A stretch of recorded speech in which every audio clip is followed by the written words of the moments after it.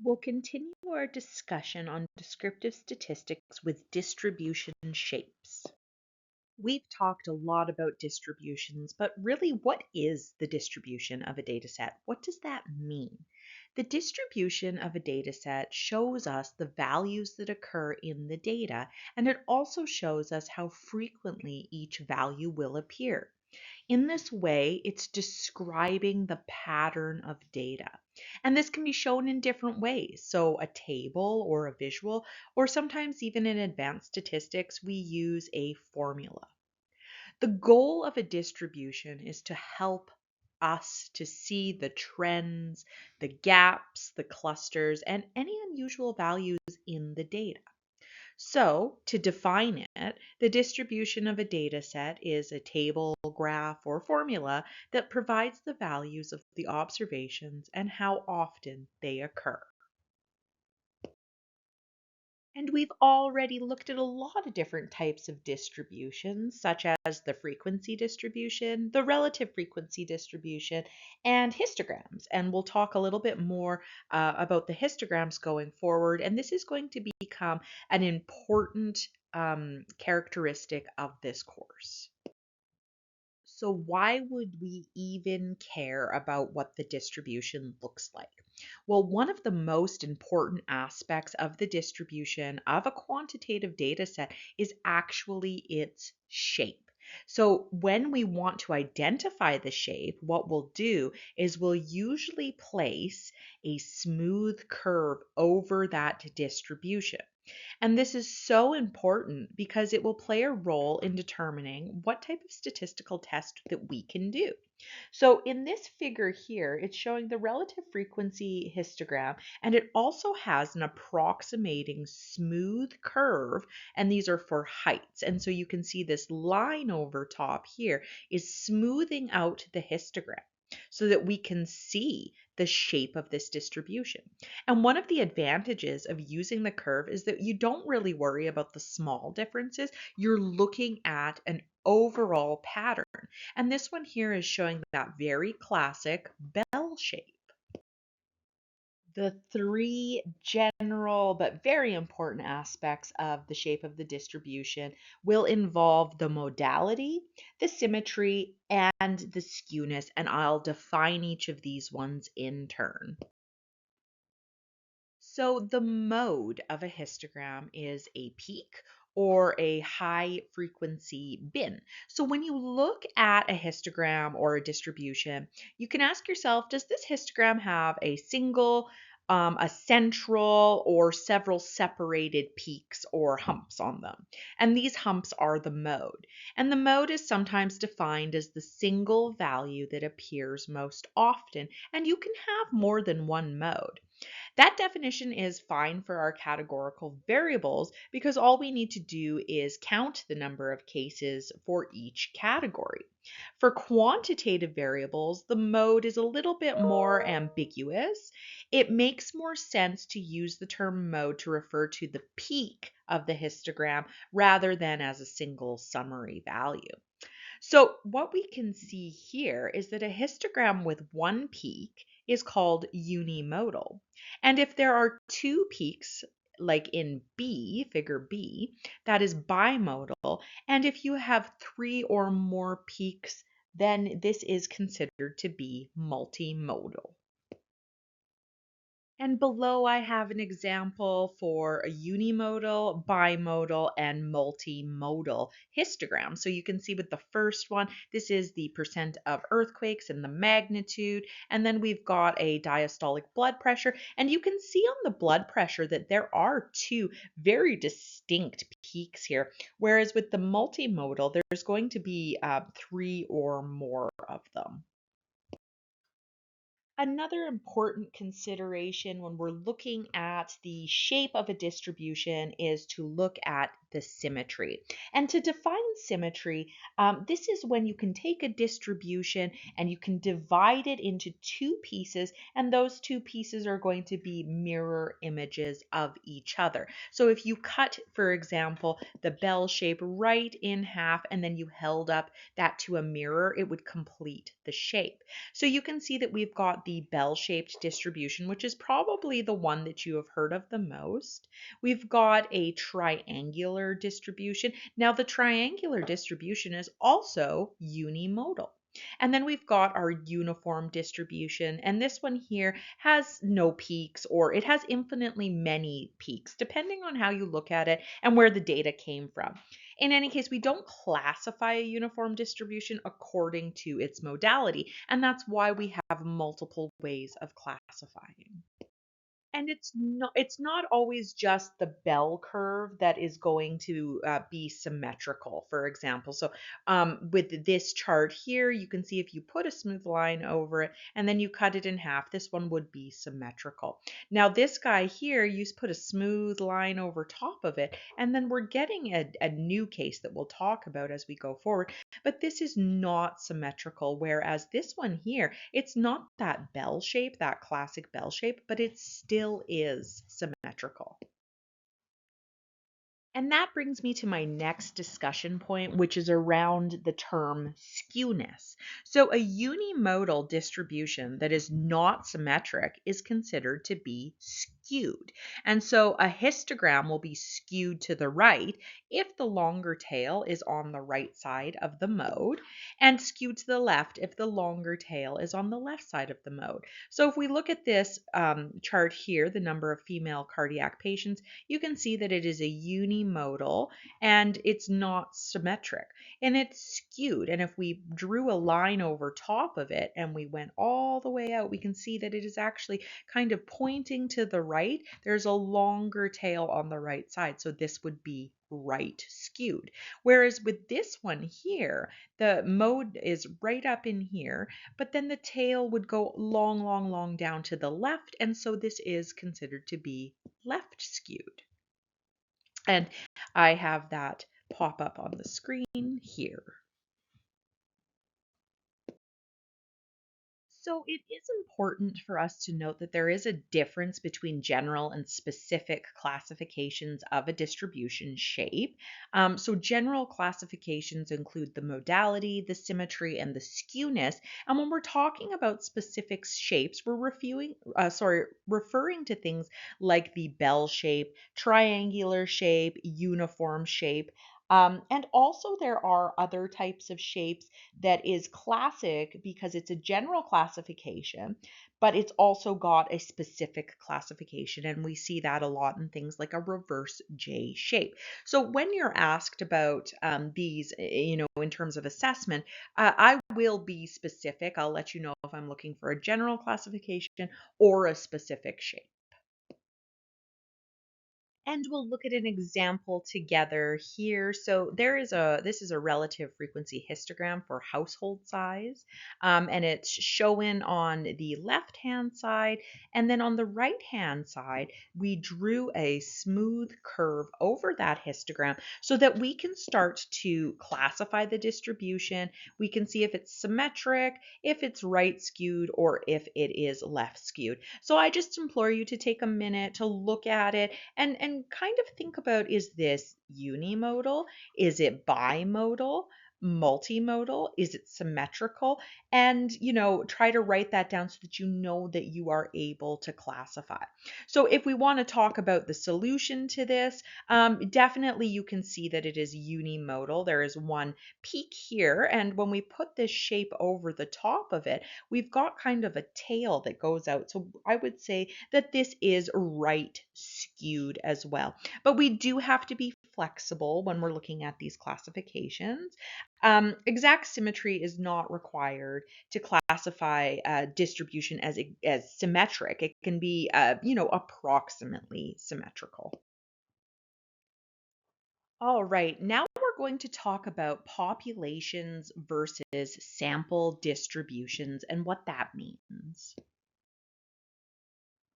So, to refresh your memory, we'll recall that a variable is a characteristic that will vary from one thing or person to another, and the values of a variable will always yield data for us. Now, we need to start to distinguish between data for an entire population and data for a sample of a population, and this is very essential. What you'll find as we go through this course as well is that population and sample data, it will come up numerous times. They have similar protocols in terms of mathematical equations, but the symbols are different. So you do really have to have a good grasp on the difference. So population data is the value of a variable for the entire population, whereas the sample data is the values of a variable for just the sample population. And so for most populations, we can't get all of the data that we need. And so often what will happen is we will get a sample from a certain population. And what we want is for that sample to represent the population. And this will become so much more important as we move through. So let's clarify what I mean by that. So in this example here, what you can see is there is chart A, and it's sort of in a bluish color here compared to sort of this pinky orange color. So in this example, 6 simple random samples of 100 households each were simulated from the population. So this over here is the population distribution, and using characteristics from this, there were 6 different distributions that were simulated from it. And so what you should notice is that the distributions of the 6 samples are quite similar. They have differences for sure, and that's not surprising because you would expect some variation from one sample to another. But nonetheless, the shapes of them, of the 6 distributions, are roughly the same, and they're also a similar shape to the population distribution. All of these distributions are right skewed. And so this brings up the next key fact that will carry through with us for the rest of this course. And that key fact is that for a random sample of a population, the shape of the distribution of that sample will approximate the population distribution. And the larger the sample size, the better the approximation tends to be. So I'll provide an example.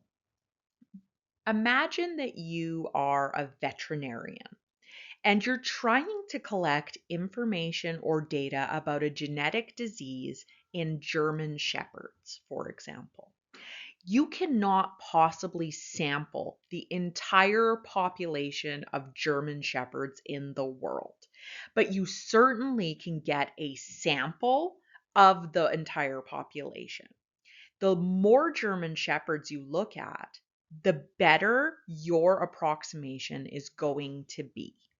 So in practice, we usually do not know the population distribution, but we can use the distribution of a sample from a simple random sample to get an idea of that distribution.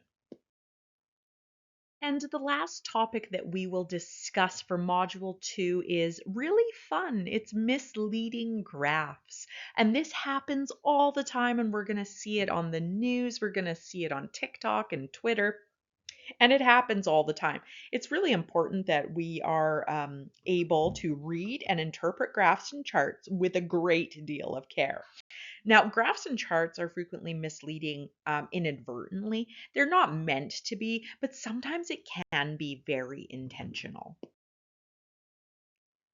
Before we talk about all of the misleading graphs, I do want to bring up the definition of an outlier. So you might be looking at a graph, a chart, or a table like this one here, and you see something that sticks out or it's an unusual feature. And this could be an outlier. An outlier is defined as a data value that is far above or far below the rest of the data values. And of course, outliers can affect almost every method that we discuss in this course. So we're always on the lookout for an outlier. Now, the question you might ask is, Do I remove this outlier? Because it's not similar to the other pieces of data, do I get rid of it? And the answer is no. An outlier can be the most informative part of your data, or it might just be an error. So you have to treat them specially. Now, when I was in grad school, I used a mass spectrometer to do stable isotope analysis, and the machine would run overnight. One night there was a power outage. And so half of the data that I ran on that tray became outliers. That I could remove. That was an error. So that was something that I discussed in my thesis where I said, this happened. This was an outlier. Otherwise, an outlier can be very informative. It might indicate gaps or it might indicate that there's something else going on. So, no, you don't ever remove an outlier without any justification. Did you guys know that a group of bunnies, two or more, is called a fluffle? Well, it is. So I wanted to show you guys some misleading graphs. So you can see in this figure here, this is a satisfaction survey of pictures of my bunny fluffle that I used to have. And so you can see that the vertical axis actually starts at 70%. And so that makes it seem like there is a huge, massive difference between groups A, B, and C respectively. It would be more accurate to start the vertical axis at 0, and so that, the data doesn't look so dramatic. And I'll show you what that looks like. And so you can see here I've changed the axis to start back at 0. And now that big gap between them is not as dramatic as it was before. And that's an example of a truncated graph, which cuts off part of the vertical axis of the graph to allow more relevant information to be conveyed. And it's not wrong to do it. There are cases in which it makes more sense to do so. And you might remember that there are those two slashes that you can put on the graph to indicate that this was done. But these can be misleading if the scale is improper and it's not indicated that it's truncated. So if you look at this figure here, and it's showing the unemployment rate. And on this side here, it's starting at 7.0. And then on this side here, we're starting it down at 0. Now, because this one here, the bar for March, for example, is like 2/3 as large as the bar of January. So a quick look at it would make you conclude that the unemployment rate dropped about 1/3 between January and March. But in reality, the employment rate dropped by less than 1/25 from 7.9% to 7.6. So you have to analyze these graphs very specifically to make sure that they are proportional. Now, the non-truncated version provides the correct graphical displaying, and it's showing the real ups and downs of the employment rate. And another issue that you might come across, especially in the media, is cherry picking the data. And this is where a data analyst might include only certain points of data on their graphs to reinforce whatever it is, the narrative that they want to sell. So if you look at this information here, these two charts came from the exact same data, but you can see that I've cherry picked out so that it looks like, oh, the sales are just increasing so much. But when you look at all of the data overall, that is just not the case. This one's a funny one, and you see it quite a bit on TV, improper scaling. So if you look at this picture here, we've got a representation of the number of houses that were built in the last year. Now, because the number of homes that will be built this year is double the number built last year, then the developer makes the house on the right twice as tall and twice as wide as the house on the left. And this is just improper scaling. It's giving you this visual impression that there are going to be four times as many homes that will be built this year than compared to last. And we see this a lot in brochures. We see this a lot when there's sales tactics.